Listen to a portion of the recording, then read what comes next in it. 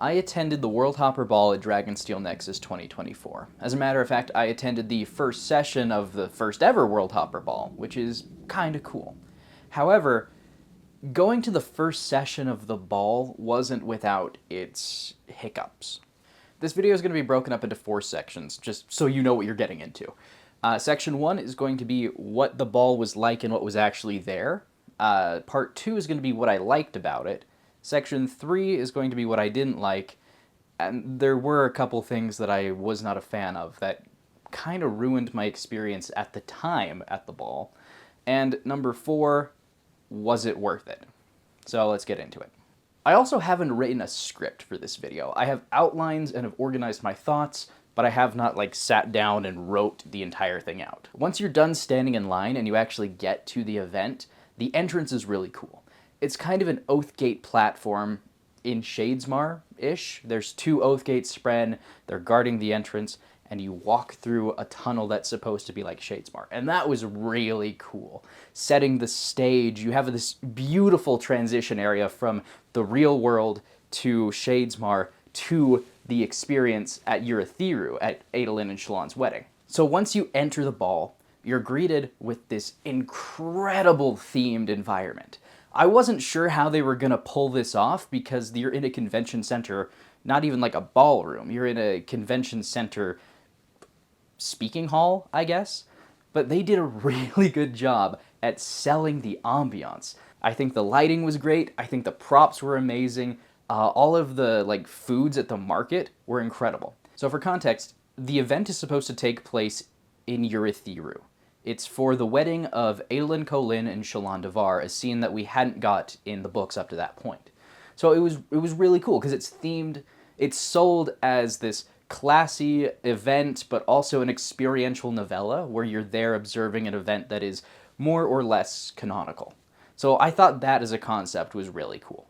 So you walk in, and there's these archways with tapestries hung from them, there's little conversational seating areas, and the ballroom is kind of separated into 3 sections. And I'm orienting as if you're walking in for the first time. So on the left side of the venue, there is, in the back corner, Jez's Duty, the bar from Urithiru. And there's 2 bartenders at that one. On the back wall near the entrance, there is Gonsho Catering, or something similar, where Herdasians are serving you chowta and also curry, which was really cool. And then in the center, there's the ballroom stage area that's not raised at all except for where the thrones are for Dalinar, Navani, Yasna, Adolin, Shallan, and Kaladin, and Wit to be. And on the right side was basically the exact same thing as the left, but instead there's going to be Jez's Duty in the back right corner, and then food in the front right corner, if that makes sense. There's also a place you could burn glyph words, you could sign the wedding book for Adolin and Shallan, and overall the ambiance was really cool. They have these goblets that they were passing out. They weren't really passing them out, but when you went to Jez's Duty, you could exchange 2 spheres that they gave you for a drink. 1 drink per sphere, assuming you weren't getting an alcoholic beverage or or one with Red Bull, which I thought was kind of a weird, arbitrary, price bump. The Emerald wine from Kickstarter was $2 real world dollars on top of your sphere because it had Red Bull in it. So that was interesting. But entering the venue is really cool. And then getting food was pretty quick. But the line for drinks, the line for drinks was so long. The line for drinks honestly might have ruined my personal experience, but I will get to that a little later on. The music at the start of the event is classy, but not in the classy way that I was expecting. It was the Bridgerton soundtrack. So modern songs with Lindsey Sterling violin and orchestral arrangement, which was fine. It still fit the I will slow dance with my wife, who I went to the event with, on the ballroom, which is what she was expecting. But no one was really dancing to that at first, because when you first get in there, you want to experience the stuff. You want to go get the food and the drinks.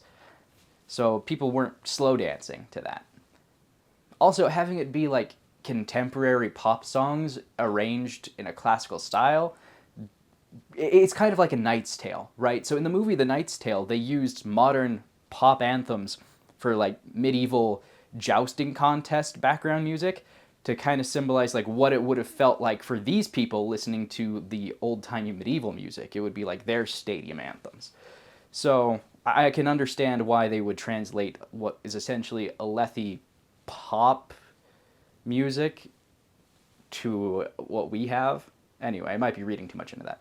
And then the show begins. So for the main event, right, the experiential novella part, what happened? Well, Adolin and Shallan got married. Dalinar, Navani, Jasna, Wit, and I think even Kaladin said a few words to the couple. Wit was played by author Jackson Dickert, and he did a phenomenal job. He was very punchable in the way he delivered his dialogue. And that is exactly what you want for Wit. But he was very clever, very good in the role, and he played it quite well, so good job. Shout out Jackson, way to go.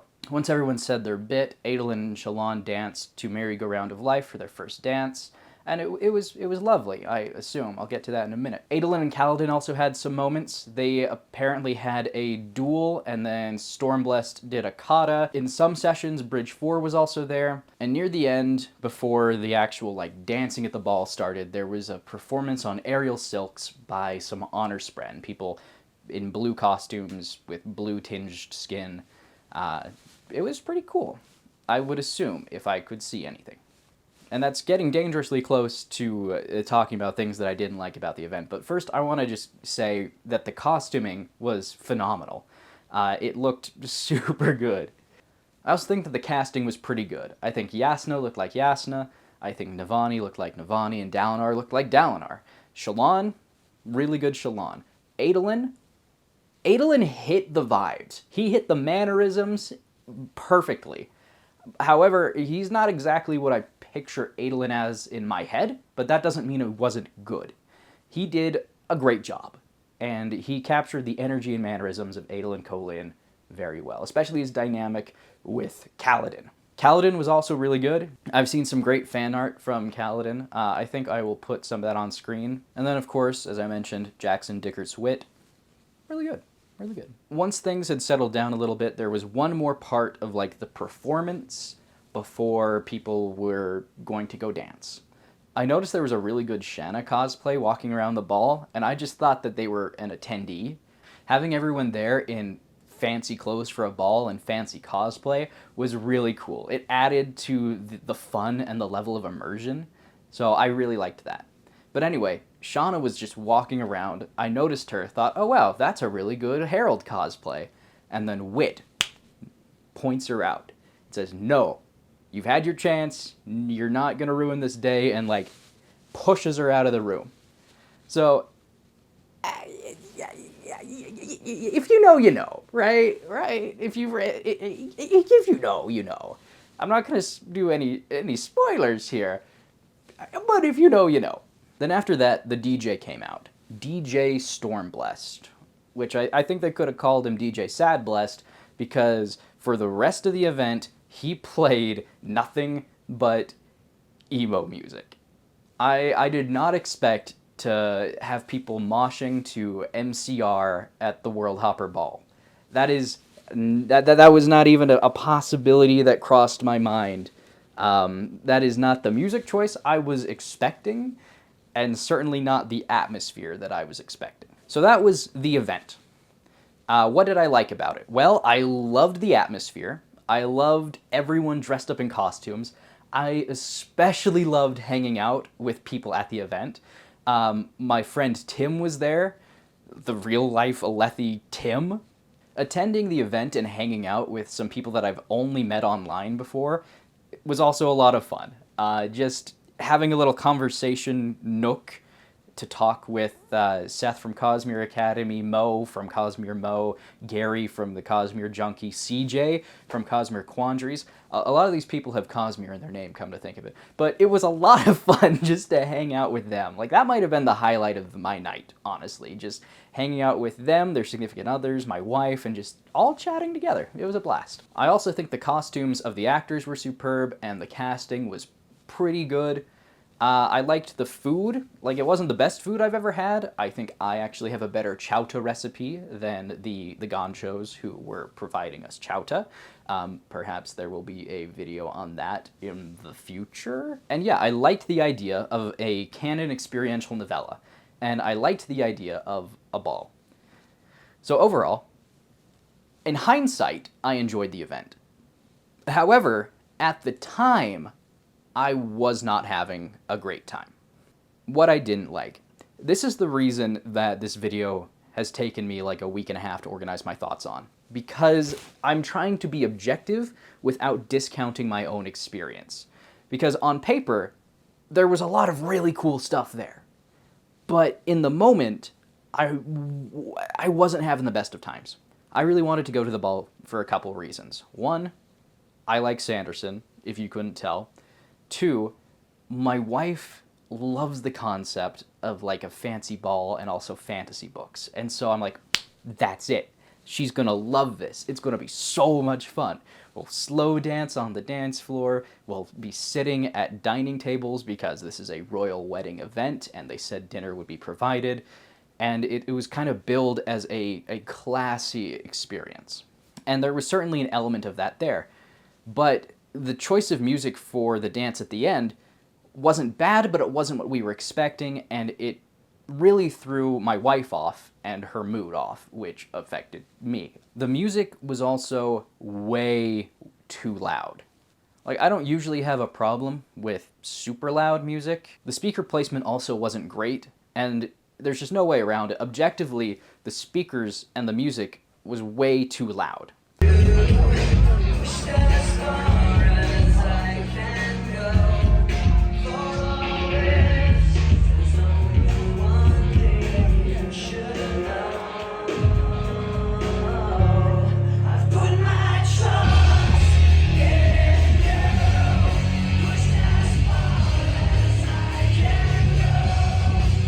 And I don't really want to dock them points for the overall event for that, because I have heard that at subsequent sessions, the volume level was at a more reasonable level, right? People weren't getting headaches or having to sit down and cover their ears for a while for the louder songs, because they worked out those kinks. I also didn't see any of the show, unless you count like the tops of people's heads or headdresses as watching the show. The ballroom and the steps where the thrones weren't raised from the rest of the floor. So once the show started and people started to crowd around to see the show that they had paid money to come see, I couldn't see because I was still in line for drinks. I stood in line for about an hour with everyone to get in, and by the time we got in, we looked around for a couple minutes, got our bearings, and then got food, and then stood in line for drinks. And that is where I stayed for basically the entire event. Now, that might be on me, because I could have left the line, but the line was so long to begin with that if I hadn't got in when I did, I just would not have been able to get a drink the entire night. So as my wife went to go watch the show, I stayed in line with Mo and her husband, and we kind of just held our space in line so we could get the drinks that we paid for, the themed Alethi wines. So I didn't get to see any of the duel, any of the kata. I got to see a little bit of the dance between Adolin and Shallan. I got to see Dalinar attempt to give his speech because they had audio issues, which that's not an issue. Having audio problems on the first night, first run of an event, I can't dock them points for that. That's just gonna happen. Even if I paid a ton of money, I don't think it's super fair to dock them for technical difficulties on their first run. I have heard that on pretty much every other subsequent run, audio problems were fine. There were none, rather. Not that the audio problems were fine, that like they were there, but they were okay. They just didn't have them. But because there wasn't much seating, and also the volume level was so loud, and our expectations were different from what was there, my wife was in a really bad mood. And I was worried that she wasn't okay, because she looked miserable. We could have left, but we wanted to see what would happen, and we paid a bit of money to be there. So I also don't want to count that against the event, because that's just me and mine, right? Like that is totally a me problem. But I also don't want to discount my experience, right? Because the reason she had such a bad headache was because the music was so loud. But overall, I think what I didn't like most is that my expectations with what the event was kind of presented as in the marketing versus what the event was in reality didn't entirely mesh. And I don't know if that's my fault or if that's Dragonsteel's fault. Because I do think there could have been more information given by Dragonsteel for what the event actually would be. An experiential novella with dinner and themed drinks. That was pretty much it. Also, when they say there's going to be dinner served, I assumed there would be places to eat, like dining tables and chairs, and that was not the case. Seating was incredibly limited. But the seating that was there was in nice conversational nooks. It was cool. All right. Was it worth it? Yeah. Yeah, it was worth it. I had a fun time, especially in hindsight. I did enjoy the event, especially in hindsight, now that I've had some time to think about it and distance myself from the issues I had at the time. I guess I've also been able to rationalize what I didn't like about it and realize that just a me thing. It was my expectations not meeting up with what the event was. I don't think that should be discounted. They could have changed the volume once people were, not happy about it on the first night of the event, and they didn't. I think the effort put in to the costumes, the set design, oh my gosh, the set design was incredible. I think that was worth it. Also, according to someone at Dragonsteel I talked to, one of the reasons that the event was so expensive was because of these goblets, because everyone who attended got to take home a commemorative Worldhopper ball goblet, spheres not included. And that added cost to the ticket. If you were going just to learn academically about the events of Adolin and Shallan's wedding, I would say it wasn't worth it, but if you went there to kind of immerse yourself and experience that moment in Alethian Rasharan history, it would be worth it. Especially because, spoiler for Wind and Truth, very minor, not really story related. Their wedding, which I believe takes place between Words of Radiance and Oathbringer, or maybe Oathbringer and Rhythm of War, regardless, it happens like off screen, right? We never got that in the books until Wind and Truth, actually. So if you were expecting like this to be the only way to get this information, that's not the case. Shallan literally has a flashback to her wedding day in Wind and Truth. So it was kind of cool to read about the event after having gone there. But yeah, if you like dancing to like MCR and other emo songs with a bunch of nerds, which is a lot of fun, and also having like Wit, Adolin, and Shallan dancing in there too. Like the videos I've seen of them interacting with people on the dance floor, they're so fun. They are so fun. Also, Paladin Creative did a reel that has been like playing nonstop in the back of my mind since I saw it, and it's just so dumb, but I love it, and I'll put it on screen here real quick.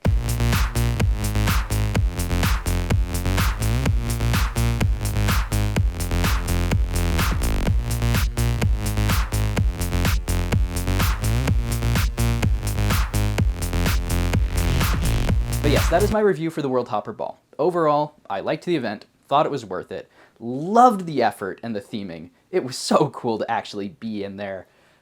Biggest issues were that expectations and reality for me didn't quite meet up, and also some issues with going on the first night. So my recommendation would be, don't go on the first night to the next one. Wait till they iron out a couple of the hiccups and kinks.